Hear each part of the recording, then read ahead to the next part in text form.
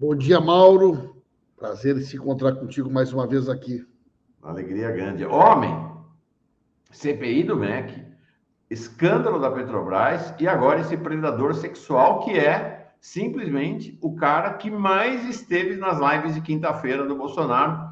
Alguém aqui falou, vai defender a castração química do Pedro Guimarães, do Bolsonaro?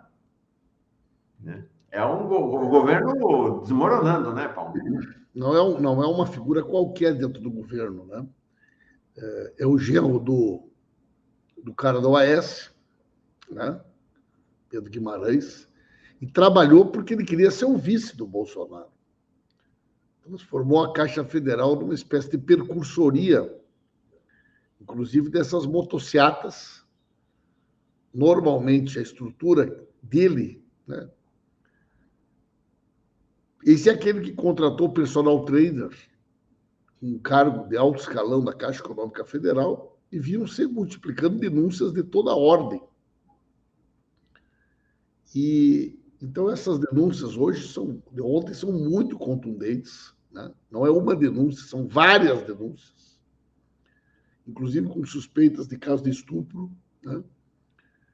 É mais um representante da tradicional família brasileira, desses que tu estava mostrando antes aí na tela, né? Aliás, Mauro, esses números aí são impressionantes, né? 81% das situações em que as mulheres são vítimas de violência é dentro de casa. Mais de 80% dos casos das meninas que são, né, vítimas de violência sexual são pessoas que elas conhecem. Então o perigo mora em casa, o perigo mora ao lado. Isso desmonta essa tese. Eu já tinha... O caso de homicídio não é muito diferente. Uhum. Não é muito diferente. Os percentuais... 88% dos casos de feminicídios é companheiro ou ex-companheiro. É a família tradicional brasileira, né, Paulo? Impressionante. E os casos de homicídio não são muito diferentes. Eu vi uma vez a apresentação de um trabalho que fazia um raio em volta da casa, e um raio de 50 metros em torno da casa, ou 100 metros em torno da casa, tu tinha praticamente 80%, 90% dos casos de homicídio no Brasil, que mostra que ou ocorre em casa, ou com o vizinho, ou no bar, ou briga entre conhecidos, né? Então, esse argumento foi muito utilizado para justificar as pessoas se armarem. Quando, na realidade, quanto mais as pessoas estiverem armadas, o potencial de uma questão doméstica, ou de uma briga de vizinho, ou de um descontentamento por conta de temas banais, acaba em tragédia. E a vida tem mostrado isso. Acidentes de trânsito, né?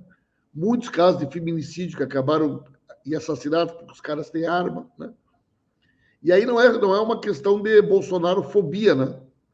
Mas tu olha os caras envolvidos nesse tipo de crime, praticamente a totalidade deles é bolsonarista, né, Mauro? Não, o quadro realmente... O que aconteceu, o esgoto a céu aberto, né? Tiraram a tampa do esgoto desde o golpe contra Dilma, especialmente depois da eleição do Bolsonaro, ele está aí, né? Nós estamos vendo como fede esse esgoto. E você traz uma questão fundamental, né? O Pedro Guimarães não é um qualquer. O Pedro Guimarães é um sujeito chave no governo Bolsonaro, né? Chave no governo Bolsonaro, né? Então, E tem essa questão da conotação. A sexualidade é um tema central na vida de todo mundo. Isso vai ser uma cacetada. O Plínio estava dizendo aqui, a gente viu, né, o site Metrópolis de Brasília, que trouxe as revelações, as gravações. Mais cedo eu mostrei uma dessas gravações, mas a TV Globo já entrou na história, já tem gravação, vai para o Jornal Nacional hoje, né? Então, o desgaste para o governo Bolsonaro é uma atrás da outra, né? A imprensa hoje está especulando que ele não tem como ficar no cargo, né? Estão dizendo que agora de manhã ele já pede demissão. Foi cancelada a participação dele numa agenda da Caixa, agora cedo. Agora, Paulo, 3 anos com esse cara fazendo isso dentro da Caixa. 3 anos, Paulo, com esse sujeito barbarizando dentro da Caixa. Mas, Mauro, é a sensação de impunidade da bandidagem. É isso que eles enchem a boca para chamar de bandido, são eles, né? Quer dizer, você criou dentro do governo. Eu fiz uma fala sobre isso ontem na tribuna, Mauro. Quantos quantas situações eles pediram 100 anos de sigilo. Eu listei ontem, uma por uma. A primeira foi na posse, no coquetel de posse do Itamaraty. Foi pedido uma lista de quem eram os convidados. Depois do coquetel, foi o primeiro pedido, primeiro sigilo de 100 anos. E mesmo assim, mesmo com dezenas de pedidos, decretos de 100 anos de sigilo, nós achamos pelo menos 19 casos graves de corrupção desde o início do governo. 19, né? O que mostra que mesmo você tentando impedir a investigação, a corrupção é uma marca central desse governo, né? E, Mauro, tem 100 anos de sigilo. Agora, Paulo, o decreto de um presidente, outro presidente pode revogar, não pode? Claro, não. O Lula vai fazer um revogaço, Mauro. O Lula vai fazer um revogaço. Mauro, tem então, sigilo... Tudo isso que ele decretou 100 anos vai vir à luz no começo do ano que vem. Tem sigilos de coisas absurdas do tipo a negociação que o Itamaraty fez com o Egito para libertar aquele médico bolsonarista que ofendeu, lembra? 100 anos de sigilo nesses documentos. Os documentos relativos ao pedido de matrícula da filha do Bolsonaro no Colégio Militar de Brasília. 100 anos de sigilo. Quantas vezes os lobistas, pastores lobistas, entraram no Palácio do Planalto com quem eles tiveram audiências? 100 anos de sigilo. Quantas vezes o Carlos Bolsonaro e o Renan, que não são parlamentares, estiveram no Palácio do Planalto e com quem eles reuniram? 100 anos de sigilo. Vai ter tanta coisa para a gente saber no começo do governo Lula, né, Paulo?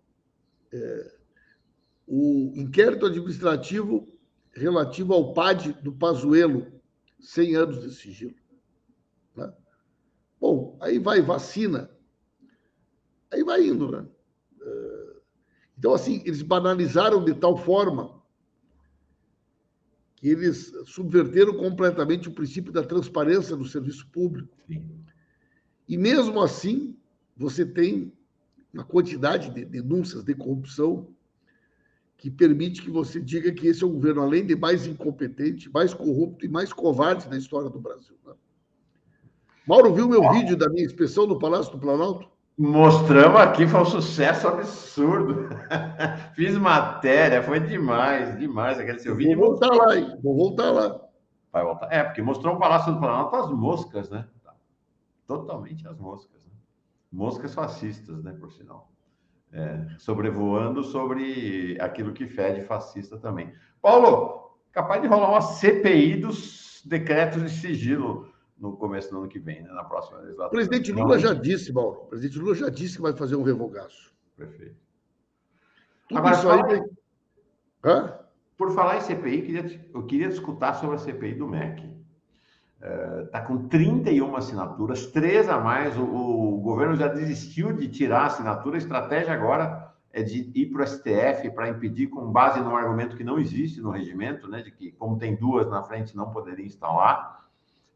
Há um clima de enorme preocupação no Palácio em relação à CPI. Curioso, interessante, né, que o MDB foi fundamental para a instalação da CPI. Né, dos 12 senadores do MDB, 9 assinaram o pedido de CPI. E como é que você está vendo a luta? Vai instalar, Paulo?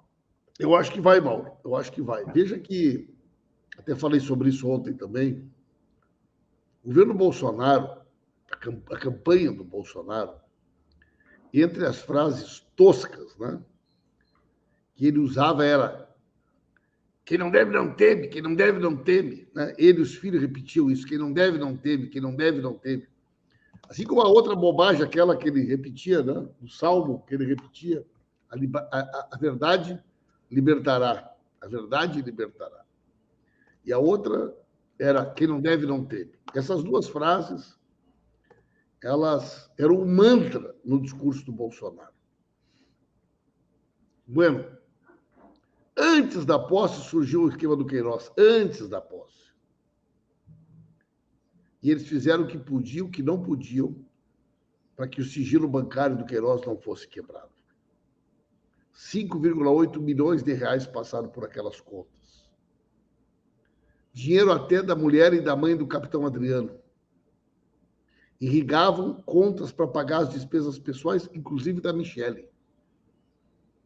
O dia a dia da Michele foi pago durante anos com o dinheiro do crime organizado. Eu suspeito que o cabeleireiro da Michele era pago com o dinheiro da mãe da mulher do capitão Adriano. As compras da Michele.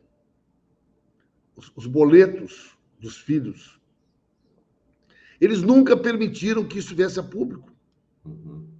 Bastava pegar os que não está aqui, o sigilo do Queiroz, podem olhar, vou provar aqui que nós não somos corruptos. Nós não somos uma família de bandido. Vocês podem examinar aqui, vocês vão ver que não tem nada que ligue esse cara, conhecido como PC Farias da família Bolsonaro, a nós. Por que eles não fazem isso? Se eles fizerem isso, eles vão tudo para a cadeia. Eles vão tudo para a cadeia. Então, a estratégia do governo Bolsonaro sempre foi impedir a investigação, impedir ser investigado, como é o caso dos sigilos de 100 anos. Agora, se essa CPI do MEC se instalar, e eu acho que vai se instalar, bom, tu já viu que aquele pastor disse, se chamar a mulher dele, não sobra nada. Né? Esse Milton Ribeiro... Bom, e vão chamar a Michele para depor? A Michele que disse que ela falava com o Milton todos os dias, que os pastores e os Milton eram indicações dela. Então, eu acho que o presidente do Senado, o presidente do Congresso, Pacheco, ele não tem como não instalar. Eles estão tentando agora dizer que vão instalar uma outra CPI, fazer uma guerra de CPIs. Tudo isso é desespero. Né?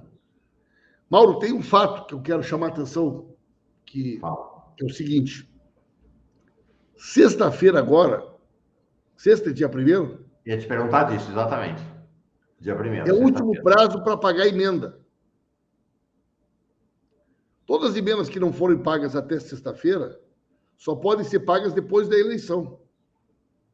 Portanto, na sexta-feira agora, acaba a possibilidade dos deputados serem contemplados com emendas. Pagamento de emenda.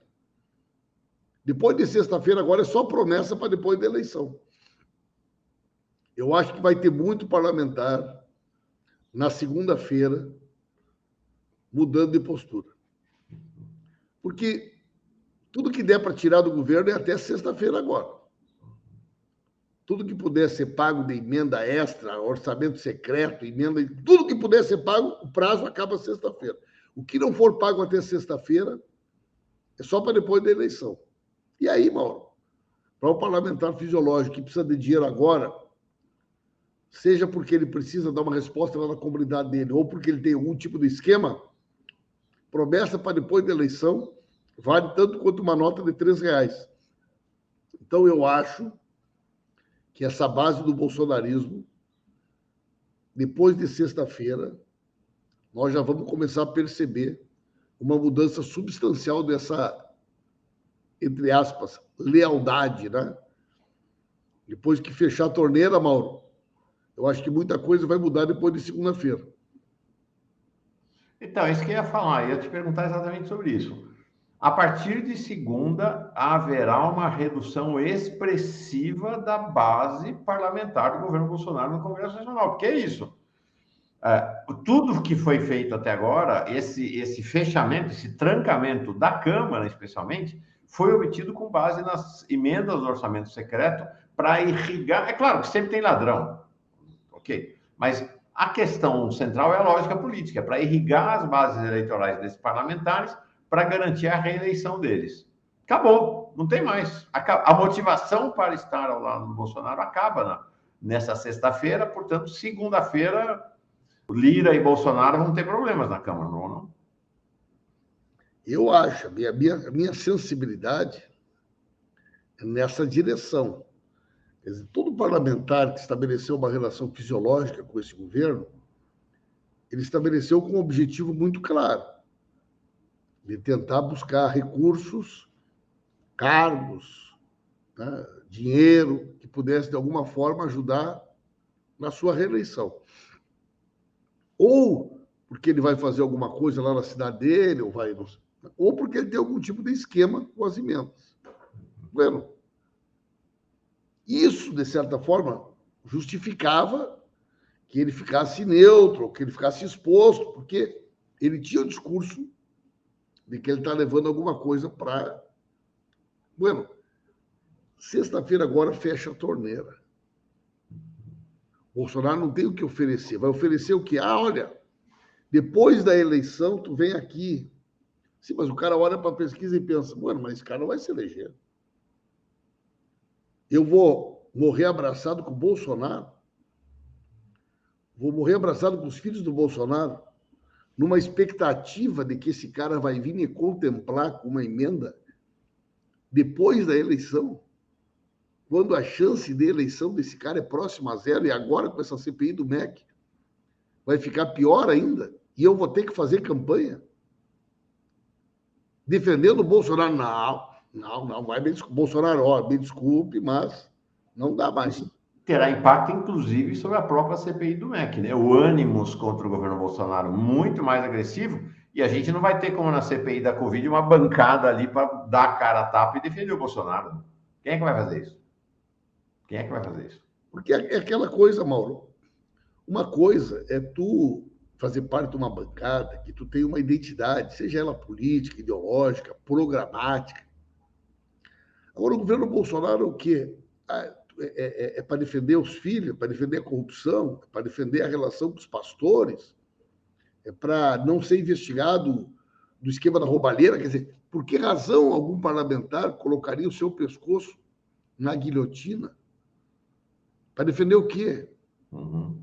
Para defender o esquema corrupto dos pastores que cobravam propina até em ouro. Rapaz, tu ouve os relatos dos prefeitos e é engraçado que o próprio Bolsonaro tenta justificar. Não, tráfico de influência não é corrupção. Como se não fosse crime, né? Gente, os pastores, sem serem nomeados no MEC, tinham escritórios em Brasília, onde os prefeitos tinham que passar lá para conseguir marcar uma audiência no Ministério. Os pastores autorizavam a liberação de recursos, de projetos, de pagamentos em troca de propina. Se isso não é corrupção, é o quê? Se isso não é corrupção, é o quê? Né? Agora, tu quer ver a Polícia Federal? Tem uma coisa que a Polícia Federal tinha que fazer, mal. É pegar os prefeitos que pagaram. Esse aí pega os prefeitos que fazem eles falarem. Quem foram os prefeitos que pagaram? E quem são os deputados que levaram esses prefeitos? Porque prefeito não anda sozinho em Brasília. Cada um desses prefeitos é base eleitoral de alguém. Sim. Você falou desse prazo da sexta. Que é o deputado que ele apoia. Você falou desse prazo da sexta. A partir de segunda, a torneira fecha, não tem mais grana para irrigar a horta desses parlamentares todos, tanto deputados quanto senadores. Acabou, não tem mais. Seca. Tem um outro prazo que é o seguinte, até onde eu sei, dia 3 de outubro, o Congresso continua a funcionar, né, Paulo? Como? Dia 3 de outubro, o Congresso vai estar funcionando, né? Então, você imagina, esse outro, o que acontece no Congresso Nacional sem grana e com o Bolsonaro derrotado na eleição? Não, Mauro, tem uma coisa. E com a CPI do MEC rolando. Mauro, eu fui presidente da Comissão de Orçamento do governo da Dilma. Nós vamos votar o orçamento depois da eleição. Ou seja, o presidente eleito terá o seu orçamento do seu governo, votado lá por novembro. Perfeito? Bueno, o Lula ganhando dia 2 de outubro. Dia 2 de outubro é um domingo. Nós vamos ter 3 meses de Bolsonaro presidente, tentando aprovar tudo que tu imaginar. Retirar a autonomia do governo, obrigar os indicados do governo a serem aprovados pelo Congresso, controle das verbas orçamentárias, Quem acha que o Lula vai começar a governar dia 1º de janeiro não entendeu nada. Na prática, o nosso governo começa dia 3 de outubro.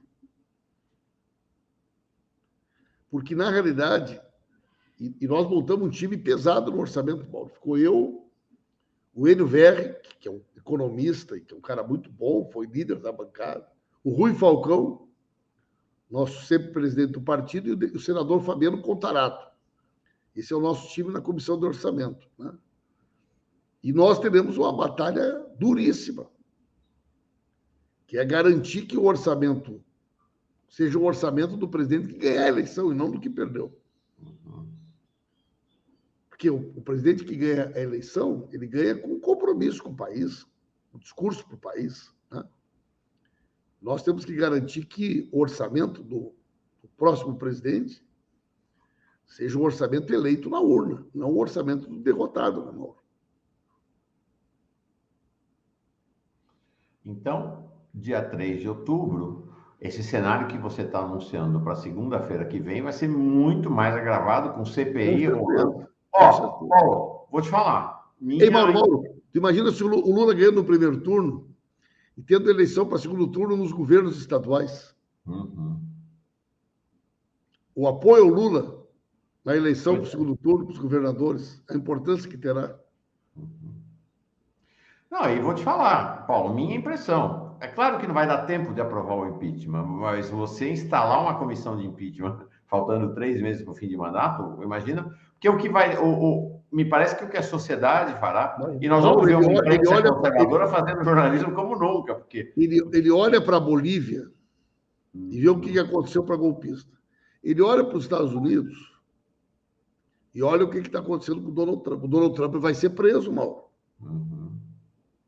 O Donald Trump vai para a cadeia, Mauro. Né? Então, o Bolsonaro deve pensar, bom, se aqui numa tentativa de golpe, aqui do ladinho, deu cadeia para a mulher. Se o Donald Trump, que é o Donald Trump dos Estados Unidos, imagina o que vai acontecer para mim, para meus filhos, para a Michelle. Esse cara está atordoado, Mauro, está atordoado. Não, e aqui, ó, Paulo, é isso que você fala, ó, aqui, manchete do New York Times, o clima nos Estados Unidos é de escândalo, estarrecedor.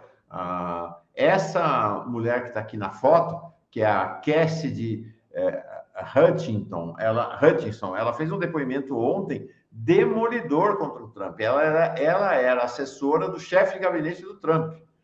E ela deu detalhes sobre o comportamento do Trump em dia 6 de janeiro, na invasão do Capitólio, que ficou todo mundo boquiaberto, né? Dizendo que ele mandou suspender a segurança do Capitólio, que ele queria pegar o carro do presidente e ir para dentro do Capitólio, comandar o assalto ao Capitólio.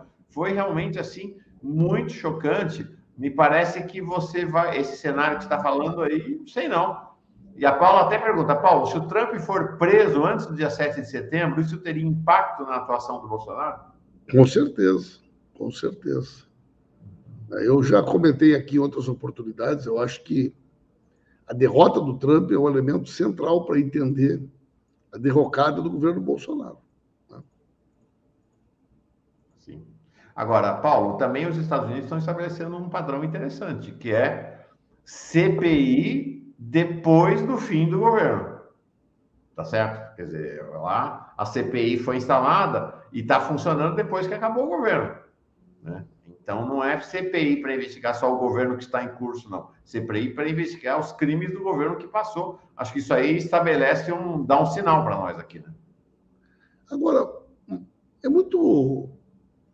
Normalmente, um governo corrupto como esse, tendo todos os mecanismos de proteção que ele possui, ele começa a ser investigado para valer no dia que o presidente sai da cadeira, né? No dia que ele não tem mais a caneta na mão. Né? É meio elementar, né? O Lula faz um revogaço, nós já vamos saber uma quantidade de coisa que nós subimos. Coisas elementares, do tipo... Rapaz, o que cara, serão estarrecedoras, hein, Paulo? Serão estarrecedoras. O Itamaraty negociou com o Egito para libertarem aquele médico bolsonarista que tinha 100 anos de sigilo, gente. São documentos da Guerra do Paraguai. 100 anos de sigilo, os países normalmente colocam em coisas estratégicas, em questões de Estado. Os caras colocam na matrícula do filho no colégio militar, para saber quantas vezes os pastores entraram no Palácio do Planalto. Pelo amor de Deus, bom. São coisas corriqueiras do dia a dia, que deve ter muita coisa escondida, né? Porque o tal do quem não deve não teme, aquele era a verdade libertará. Ele nunca mais falou isso, né? Não, acabou. Nunca mais. Parou de citar versículo da Bíblia. Deixa eu te alugar mais 10 minutinhos, Paulo, que eu queria falar contigo sobre eleição. Tem mudanças no quadro e interrogações para você. Se você permitir, vou trazer, inclusive, o Miguel do Rosário aqui para participar. Ele é nosso especialista aqui em eleição. Ele participa da conversa com a gente. Pelo menos 10 minutinhos sobre eleição, quadro eleitoral se definindo aí nos estados. Oi, Miguel, bom dia. Olá, Mauro. Olá, Paulo. Tudo bem? Tudo bom, Miguel? Estão me ouvindo bem? Estou ouvindo bem. Peguei o Miguel, que fez o Jornal da Fala à noite, para cair da cama e vir aqui às 7h30 da manhã. Obrigado, Miguel, por ter aceitado o convite. Viu? Muito é um prazer, Mauro. Então, eu ia perguntar, e queria você estar junto aqui nessa questão eleitoral, sei que é um tema central para você. Tem uma pergunta, primeiro, começando por aí. O Daniel Minhage, lá do Japão, pergunta: tem fundamento uma chapa preto-Manuela aí no Rio Grande do Sul? E como é que está o cenário aí no Rio Grande, Paulo? Olha, Mauro, ontem foi um dia de muita movimentação, né? Beto Albuquerque, ele é o candidato do PSB, e o PSB nacional tinha tomado uma decisão de não permitir formação dos estados de palanques que não fossem palanques do Lula com o Alckmin. E o Beto Albuquerque ontem anunciou a intenção de constituir um palanque no Rio Grande do Sul que não seja o palanque do Lula, um palanque com o PDT, que será ou o palanque do Ciro, na fala dele, ou o que eles chamam de um palanque misto, né? Isso significaria uma mudança de comportamento por parte da direção nacional do PSB, né? Então, essa notícia, ela evidentemente provocou um diálogo nacional com o PSB que está acontecendo. Nós tínhamos um compromisso de que não haveria em nenhum estado a possibilidade da existência de palanques que não fossem palanques. O PT e o PSB apoiariam o Lula e o Alckmin, o que é bastante razoável, né? Então, tem esse fato. Eu conversei com a Manuela ontem, conversei com o Edgar várias vezes, e a Manuela, ela fez uma declaração pública e repetiu ontem que ela não está disponibilizando o nome dela para ser candidata a nada nessa eleição. Então, a unidade do campo popular, do campo da esquerda, está sendo construída em torno do nome do Edgar Preto, né? E nós pretendemos aí, no decorrer dessa semana, poder bater o martelo sobre isso, mais tardar semana que vem. Então, na minha sensibilidade, na minha leitura, né, a candidatura do Edgar Preto a governador está colocada e não há nenhuma hipótese dela ser retirada.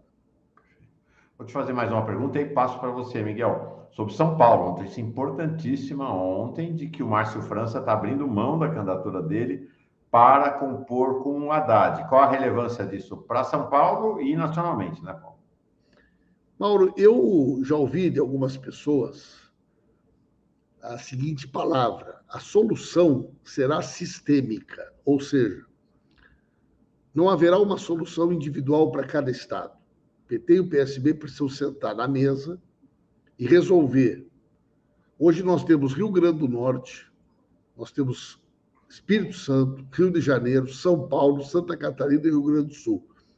Nós temos pelo menos 6 estados ainda com fios desencapados, certo?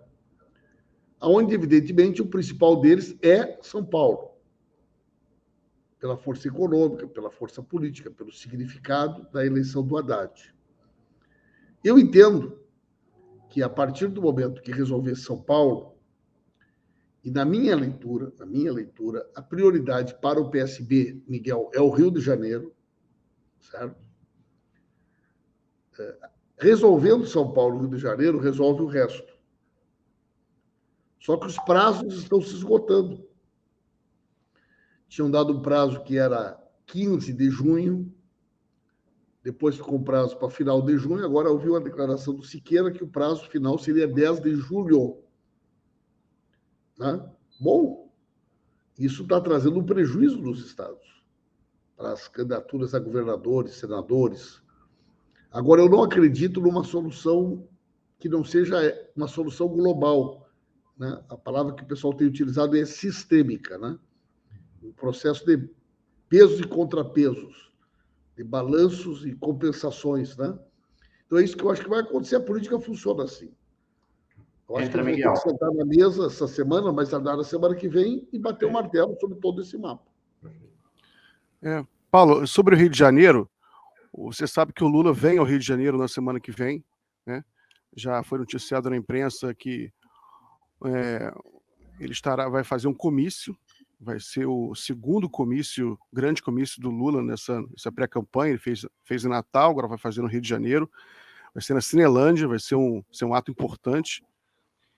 E houve notícia também que aqui no Rio tem uma tensão que está adquirindo está num crescente, né? Não se sabe ainda como vai terminar, que é a tensão sobre a candidatura ao Senado. Você tem o Alessandro Molon, pelo PSB, pleiteando que ele seja o candidato do campo, e o André Siciliano.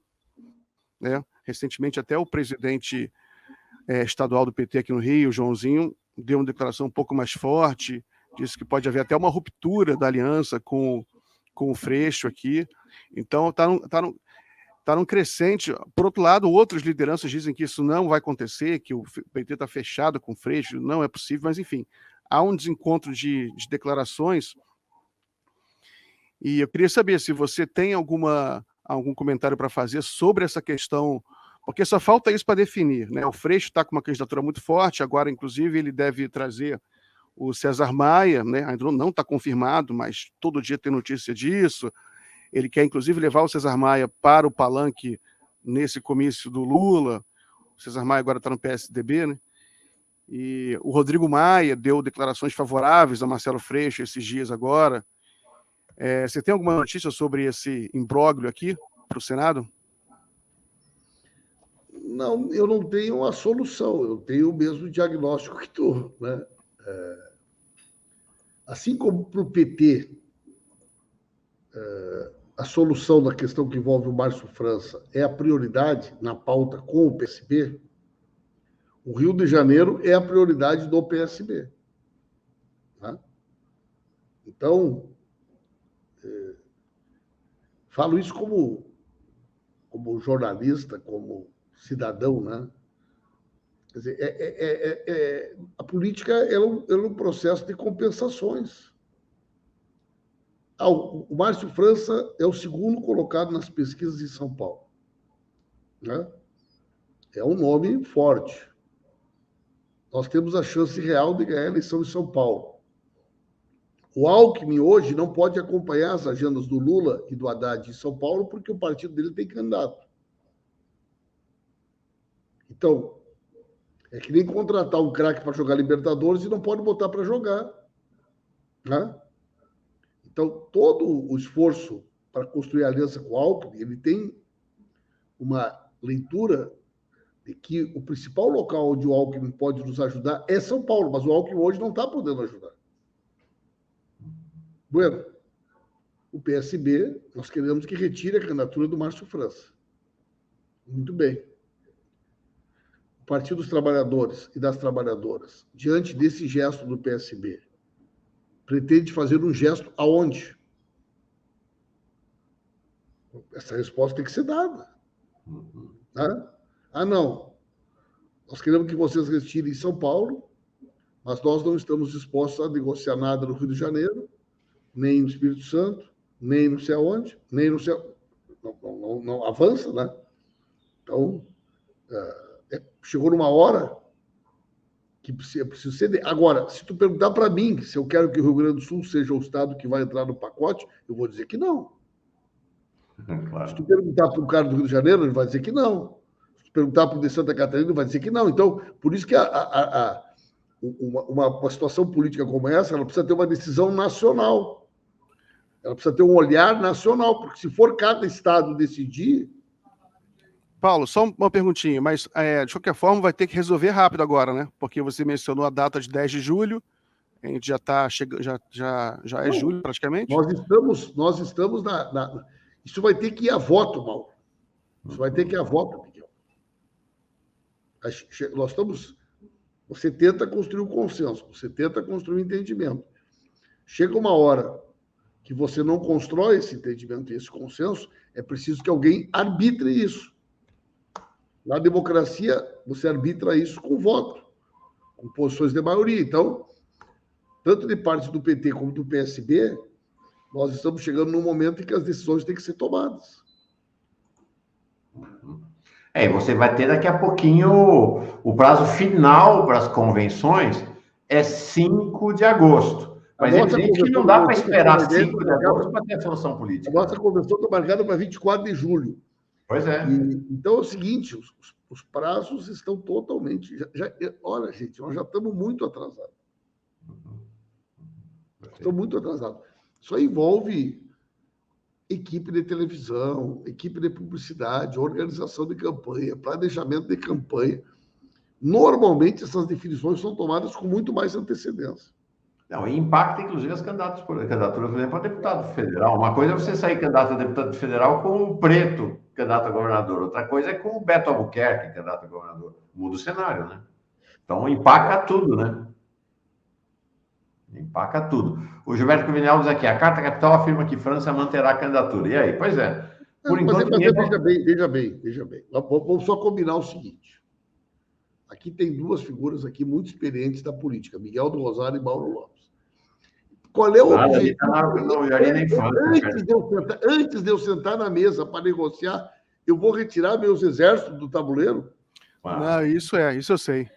Essa é a discussão que eu faço com os amigos aqui. Eu vou retirar o Márcio França e vou sentar com o PT para negociar o resto. Só depois que bater o martelo, que eles vão... Só depois que bater o martelo. E o Márcio França é muito experiente, muito maduro politicamente. Eu faria a mesma coisa. Eu faria a mesma coisa. Perfeito. É isso aí.